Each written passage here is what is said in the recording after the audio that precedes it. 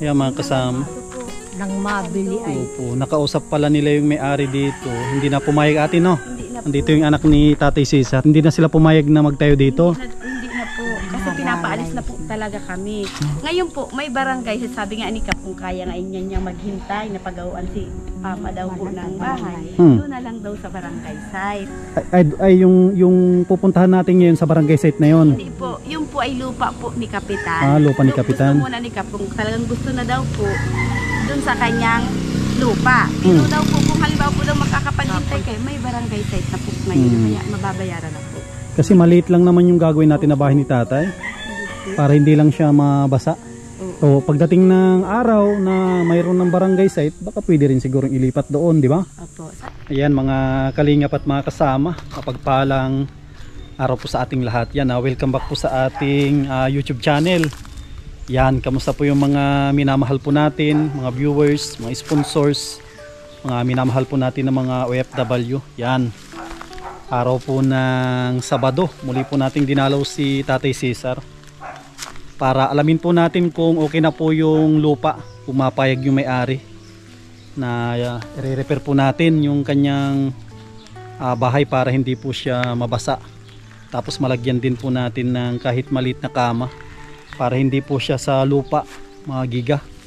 Yan, tara samahan po ninyo ako. Ibibigay po natin to yung tinapay, tapos antayin natin yung kanyang anak para tanungin natin kung okay na yung sa lupa kasi mahirap na, baka mapagalitan po tayo. Dapat payag yung may-ari ng lupa bago natin ayusin yung kanyang bahay kasi maliit lang po ito. Maliit lang yung kanyang bahay. Grabe, sobrang init. Napakainit po talaga. Buti na lang pagdating ng hapon ay umuulan. Umuulan po dito sa Cam Norte. Iwan lang po natin sa mga ibang lugar kung naulan. Ano, dito na po tayo kina Tatay Cesar. Grabe yung kanyang bahay, oh. Buti na lang may mababait po tayong sponsor na tumulong sa kanya para mapaayos po yung kanyang bahay. Yan po, oh. Grabe, sa mga bago sa ating YouTube channel, yan, bago pong scout natin si Tatay Cesar, tinuro ng isa sa nagmagandang loob na kabarangay po nila dito sa Pinagwarasan, isang pastora nilapit po sa atin para matulungan natin si Tatay. Ito na po yung inaantay nila. May tumulong po kay Tatay para paayos yung kanyang bahay. Maraming salamat kay Mami Maria and Kuya Trophy. Si Kuya Trophy pala mga kalingap ay mayroon po siyang YouTube channel. Pakisuportahan po natin. Tay, magandang hapon po. Magandang hapon. Tignan po niyo yung sitwasyon ni Tatay, oh. Dito po siya nagtsatsaga na nakahiga sa lang po, karton, tapos lupa. Diyan ka na lang tayo, huwag ka nang babangon. Diyan ka lang po. Huwag ka nang babangon, diyan ka lang tayo. May dala pala akong tinapay tsaka tubig. Nagdala po tayo ng tinapay kay Tatay. Tayo, tinapay tsaka tubig. Yan, para makapagmerienda ka. Tapos antayin natin yung anak mo kung okay na yung dito sa may sa may lupa.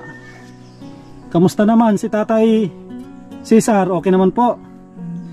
Okay lang. Umuulan na tayo gabi-gabi. Umuulan dito. Nababasa ka po? Nababasa? Ay, nababasa daw si Tatay Cesar tuwing umuulan. Sinaulan na po talaga dito tuwing hapon. Umuulan po dito sa may Camarines Norte. Kawawa naman si Tatay, oh. Mapatayuan natin siya ng maliit na bahay lang. Yan, sa mga kababayan po natin na gusto magpaabot ng tulong para kay Tatay Cesar para mapaayos po natin itong kanyang bahay, kasi yung pinadala ni Mami Maria at saka Kuya Trophy ay hindi naman po yun siguro sapat. para mapaayos po natin yung kanyang, ay andito pala yung kanyang anak, para mapaayos po natin yan. Paki-PM po ako sa ating Facebook, Sam Ashley. Sa Facebook page naman po ay Sam Ashley TV. Andito yung kanyang anak, si ate. Ay sige, ay sige, okay lang po ate na mapunta si Kap dito. Ay sige, sige. Ay sige, yan mga kasama, mapunta daw si Kap dito para makausap natin tungkol dito sa ano, pag ayos ang kanyang ano, bahay. Dito tayo sa loob kay tatay para kita po ninyo yung kanyang sitwasyon. Yan po, isang kababayan po natin na nagtitiis po dito sa lupa. Dito po siya nakahiga. Yung kanyang anak ay wala naman po silang kakayanan para ipaayos tong kanyang maliit na bahay. Kaya buti na lang po may naglapit sa atin para matulungan natin si tatay sa abot ng ating makakaya lang po na mapaayos tong kanyang bahay. Kahit ganito lang kaliit, basta maayos, hindi po siya nababasa tuwing umuulan. Kasi napakahirap ng kanyang sitwasyon pag ganito. Ngayon medyo okay pa kasi madalang yung ulan, pero pag araw-araw nang umuulan, sigurado mababasa si tatay dito. Kaya yung mga kababayan po natin dyan na medyo nakakaluwag, pwede po tayong tumulong kay tatay. Mag-ambagan po tayo para mapaayos po natin ito. Kasi may nauna nang nagpadala ng tulong, si Mami Maria at saka Kuya Trophy. Bali nagpadala po sila ng 10,000, tapos naggrocery po tayo, nabawasan na rin ng 2,000. Kaya 8,000 na lang po yung natitira na budget. Pag nakusap po natin si Kapitan at pumayag, tapos yung may-ari, ay hahakutan po natin ito ng materialis para makapagpatayo po tayo ng ano lang, ng light materials lang para kay tatay. Yung ano po siya, komportable. Siguro mas maganda pawid na rin. Pawid yung ating ibububong, tapos lagyan po natin ng net para tumagal po siya. Kahit medyo may malakas na hangin ay hindi agad-agad po na masisira. Yan, antayin po natin si Kap na dumating po dito para makausap din po natin.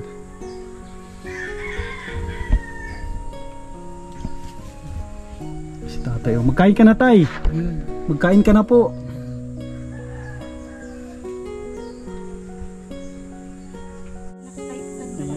Ayan mga kasama, Nang mabili ay opo, nakausap pala nila yung may-ari dito. Hindi na pumayag ate, no?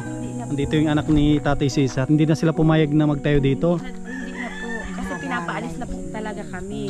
Ngayon po, may barangay. Sabi nga ni Kap, kung kaya nga niyang maghintay na pagawaan si Papa daw po ng bahay. Doon na lang daw sa barangay site. Ay yung pupuntahan natin ngayon sa barangay site na yon. Hindi po. Yung po ay lupa po ni Kapitan. Lupa ni Kapitan. Gusto muna ni Kap, kung talagang gusto na daw po, doon sa kanyang lupa. Pero daw po, kung halimbawa po daw makakapaghintay kayo, may barangay site na po mababayaran na po. Kasi maliit lang naman yung gagawin natin na bahay ni tatay para hindi lang siya mabasa. So pagdating ng araw na mayroon ng barangay site, baka pwede rin siguro ilipat doon, di ba? Opo. Sabi nga ni Kap, andito ang lupa ko para matayuan. Kaya mahirap din kasi basta-basta na diyan tayo magpapagawa, tapos baka sugodin tayo ng may-ari ng lupa. Kinausap po ng kapatid ko yung nasa ospital po ako kahapon. Sabi ko, mapunta po Sabi ko pa kanya ako hindi, at wala kahapon maghapon na doon sa ospital ay. Tapos sabi ko sa kapatid ko, baka pumunta, tanong mo kay Kapitan kung pwede makipag-usap kay Punayo. Sabi ni Kap, hindi nga daw po pwede na kasi nga pinapaalis na talaga kami dito. Lahat kayo dito, pati mga konkreto? Ito po, ilang bahay po ito? Hanggang doon sa may baba. Yung bahay lang po bagang malaking semento ang hindi at kapatid yun. Yung may-ari. Ba't paano nakapagpatayo dito ng ganitong... Ay, noon po kasi, hindi naman po talaga ito bali po sa kanya. Nabili. Kay Gutierrez po, nabili po ito. Pero po talagang may mga bahay na po kami ay ito. pinabahay niyo. Ngayon po, kinukuha na po ito ng barangay site. Binagnahan niya po. Binawakan ng barangay site. Dapat po barangay site po talaga ito. Sayang, ang kawawa dito sila. Sa'yo tunay. Ay paano yan na sulit yung bahay mo? Kakabaon. Hindi Lalayas oh, hindi mo na mailipat na yung ano, simento. Pinababayaran. Yan, sasamahan tayo ni ano na pala yung pangalan mo ulit, ate? Ako po, Rosel po, Tuyang po ang tawag sa Yan, si Ate Rosel or Tuyang. Samahan niya tayo dun sa lupa ni Kapitan. Grabe ang bait ni Kapitan. Ano yung pangalan ng Kapitan po ninyo Victor dito? Samonte po. Victor Samonte. Po, talaga yan po, magandang po talaga sa amin. Yan, Wala pa po nung buhay pa yung mama ko po. yan, Talagang maraming siya salamat. Maraming salamat kay Kap Victor, no? Grabe. Yung kanyang lote ang kanyang pinapahiram kay Tatay Cesar para makapagpatayo po tayo ng kanyang maliit na bahay. Yan, tara, puntahan po natin. Kasama natin si ate. Ayan mga kasama, pupuntahan po natin yung lote na pinapahiram po ni Kapitan Saan ba daw? para makita po natin kung saan natin ititirik Sa pantay daw po, maghanap daw po ng pantay. yung kanyang bahay. Ay, kay Kap ito lahat. Opo, kay Kapo ito. Luwang na lupa ni Kap. Maghanap daw pong pantay. Yung hindi maanuhan ng nyug. Hindi nakatamaan. O hindi matamahan ng nyug. Wag lang itong daan kasi may dumadaan dito, no? Wala, ayun lang ang bahay. Ayun lang. May nagtira po kasi dyan. Dito lang. Dito, pwede. Dito pwede naman siguro, wag lang wag lang mabagsakan ng ano, Ito na lang. ng nyug. Kasi ano lang naman, ganun lang naman kalaki na Opo. bahay. Dito kaya pero daanan ito, baka Daanan ka din eh. daanan ito. Hindi man po at wala man po dyan may bahay. Hmm. Ito lang pong may magpagawa po dyan ng bahayan ng daan. Aray, taas. Sa taas tignan natin sa medyo taas siguro. Para magawa natin si tatay ng ano. Yan hindi sa dating mga nagbahayan. May nagbahay din dito dati. Yung pinatira po ni Kap. May pinabahayan si Kap din pala dito dati. Talaga dito. O parang may kubo-kubo din dyan. Ay wala po yan. CRT yan. Ito po may nakatira po dito dati. Dito. Tapos ngayon po may nakatira po dito. Nag-alaga na po ng ano. Ng sariling. Nag-alaga po siya. May pinaalagaan po sa yung lupa. Kaya po umalis dito. Ibininta po yan dyan sa may-ari niyan. Dito. Ngayon po naglipat na po sila ng maayos. Dito, parang mas maganda rin pala dito ata. Sige na po. Yung lugar na ito. Kasi parang na rin, no, may simento na rin na ano. Kaso lang ang gagawin natin kay tatay, ano lang siya. May kapag lang. Ano lang siya, tawag dito kahoy lang naman yung kay tatay. Ano po? Kaso po natin to kung ano yung diskarte dito kasi hindi tayo makapag kung ganito lang kalaki, kung okay kay tatay ito, madali naman namin gawa ng paraan ito. Itong bahay na ito. Pwede na po dito. Kulang namin ito. Pupustihan namin ito. Poste. Pupustihan ito. Ito, pwede ito. Kasi at least kung sakaling mag-iba, at least kasi may nauna ng bahay dito. Kumbaga ito na lang. Pwede ito. Iiko namin kay Kap na tapos mababa lang. Hindi man kataasan, tapos magamit lang po tayo atin ng pawid lang. Dito na lang kasi may flooring na. Apo.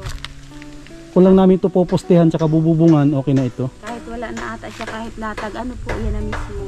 Hindi ko natin malamig ito sa likod yung semento. Kung ito, magawa pa rin tayo ng papag na mababa. Mababa lang na papag na ano ni tatay. Katri lang na ano po. Katri lang na mababa. Mababa. Kahit mga 2 dangkal lang siguro. Apo. Basta, o kung gusto ni tatay, papag na nakalapag lang sa ano. Diba, papag lang siya na nakalapag sa semento. At least, yun na lang po yung discard natin dito kasi tatay, stroke siya, no? Para kaya niyang gumapang. Kung gusto niyang umihi dyan, makaihi siya dito sa baba. Tapos dito po mga kasama ay gagawa natin siya ng papag lang po. Papag na naka sa flooring.